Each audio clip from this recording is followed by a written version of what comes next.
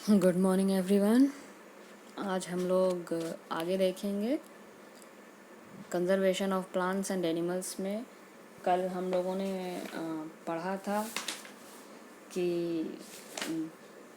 Domestic consequences deforestation के और global consequences deforestation के क्या क्या होते हैं।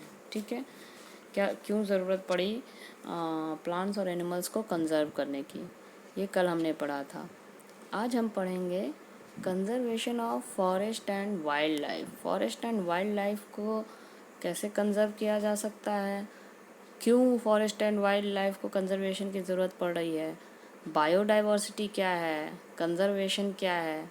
ठीक है, बायोस्फीयर रिजर्व्स के बारे में पढ़ेंगे और हो सके तो नेशनल पार्क्स के बारे में भी पढ़ेंगे। ठीक है, कि क्या क्या तरीके हैं कंजर्व करने के फॉरेस्ट और वाइल्ड लाइफ को। तो चलिए स्टार्ट करते हैं students. Conservation of forest and wildlife. ठीक है, तो what is first of all the question arises, what is conservation. तो कंजर्वेशन आप लोग एक बार समझ लीजिए, द प्रोटेक्शन, प्रिजर्वेशन, मैनेजमेंट और restoration of wildlife and natural resources such as forest, soil and water is called conservation. Forest का, water का, सॉइल का प्रोटेक्शन करना, उसको प्रिजर्व करके रखना, उसको मैनेज करना और इसको रीस्टोर करना, इसी को कंजर्वेशन बोलते हैं। ठीक है, इसकी ज़रूरत हमें इसलिए पड़ गई क्योंकि आजकल एकदम बहुत ज़्यादा मात्रा में फॉरेस्ट की कटिंग हो रही है फॉर अर्बेनाइजेशन एंड इंडस्ट्रियलाइजेशन। और फॉरेस्ट की कटिंग की वजह से जो वाइल्ड लाइफ है वो भी एक्सटिंक्ट हो रहे हैं, तो इसलिए इनको कंजर्व करके रखना बहुत ज़्यादा ज़रूरी है। अच्छा, इसी conservation of forest and wildlife में एक वर्ड आया है biodiversity. What is biodiversity? The variety of life on earth is commonly known as biodiversity. Biodiversity के नाम से ही पता चल रहा है कि इस अर्थ पे लाइफ की जितनी भी वैरायटी प्रेजेंट है, इतने तरह के प्लांट्स प्रेजेंट हैं, इतने तरह के ट्रीज़, इतने तरह के एनिमल्स, एक्वेटिक एनिमल्स, इतने तरह के इंसेक्ट्स, मतलब जो भी लाइफ इतने तरह के प्रेजेंट हैं, उन सभी लाइफ को बोलते हैं बायोडाइवर्सिटी। और बायोडाइवर्सिटी जो है फूड चेन और फूड वेब बनाने में बहुत ज़्यादा हेल्प करती है। फूड चेन आपने पढ़ा है ना, कि ग्रास जो है वो ग्रास ऊपर खाता है, फिर उसको कोई और खा लेता है, फिर उसको ऊपर जाके सबसे ऊपर लायन खा लेता है, फिर हॉक खा लेता है लायन को। तो ये फूड चेन है, ये मेंटेन करता है अपने आप को।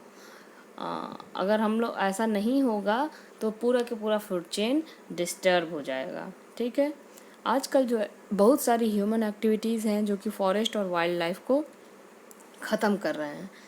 जैसे कि हम लोग अर्बनाइजेशन के लिए, मतलब इंडस्ट्रीज़ लगाने के लिए, फैक्ट्रीज़ लगाने के लिए फॉरेस्ट को काट दे रहे हैं, तो फॉरेस्ट ख़त्म कर रहे हैं ना, और फॉरेस्ट के साथ साथ वाइल्ड लाइफ को भी ख़त्म कर रहे हैं, है ना। हम लोग पूरा के पूरा जो है अपना फैक्ट्री और इंडस्ट्रीज़ का जो गंदा पानी है वो रिवर में छोड़ देते हैं, उससे भी ख़त्म हो रहा है। तो इस तरह के एक्टिविटीज़ को हमको कम करना है और फॉरेस्ट और वाइल्ड लाइफ को कंजर्व करना है। इसी के अंतर्गत जो गवर्नमेंट है उन्होंने बनाया है, देखिए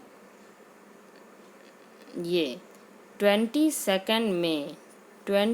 मई को जो है कि गवर्नमेंट ने international day of biodiversity celebrate करने का फ़ैसला लिया, ताकि इस तरह से लोगों के मन में ये लाया जा सके कि बायोडाइवर्सिटी कितनी इम्पॉर्टेंट है, उनको उसके बारे में बताया जा सके, तो ये लोग समझेंगे कि बायोडाइवर्सिटी है क्या और उसको कैसे कंजर्व करना चाहिए। तो इसीलिए इसी उपलक्ष्य में गवर्नमेंट ने 22 मई को इंटरनेशनल डे ऑफ बायोडाइवर्सिटी को सेलिब्रेट करता है। तो ये एग्ज़ाम में आ जाता है कि when did international day of biodiversity celebrated, तो आपको लिखना है 22 मई।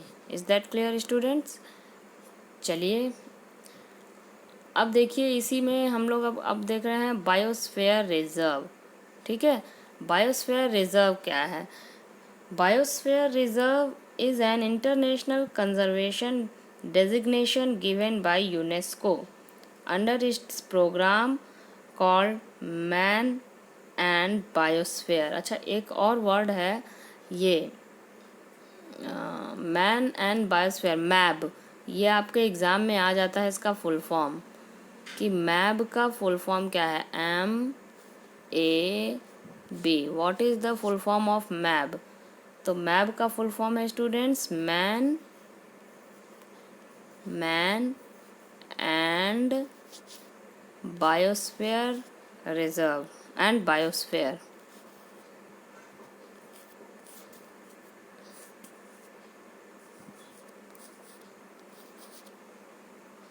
आ रही है बात समझ में? तो बायोस्फीयर, मैन एंड बायोस्फीयर है इसका फुल फॉर्म।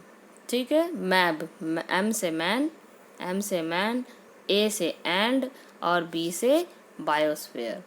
ठीक है, ये आपकी बुक में भी दिया हुआ है, इसको आप लोग देख लीजिएगा। तो ये आता है एग्जाम में कि what is the full form of मैब। ठीक है।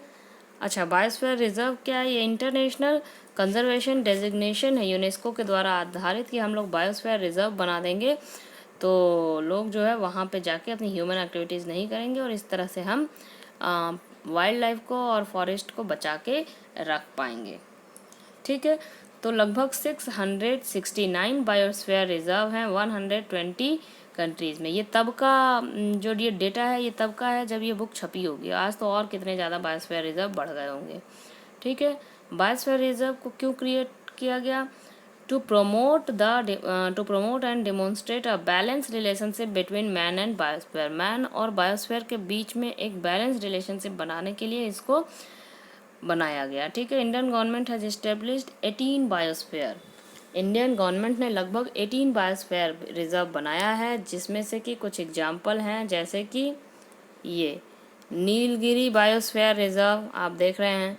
ये एग्जाम्पल पूछ लेता है स्टूडेंट्स, ठीक है, कि कुछ बायोस्फीयर, इंडियन बायोस्फीयर रिजर्व के नाम बताइए। Nanda Devi biosphere reserve, Sundarban biosphere reserve and gulf of Mannar biosphere reserve. तो ये कुछ बायोस्फीयर रिजर्व हैं जो कि इंडिया के हैं, Nilgiri, Nanda Devi, Sundarban and gulf of Mannar. ठीक है स्टूडेंट्स, थैंक यू।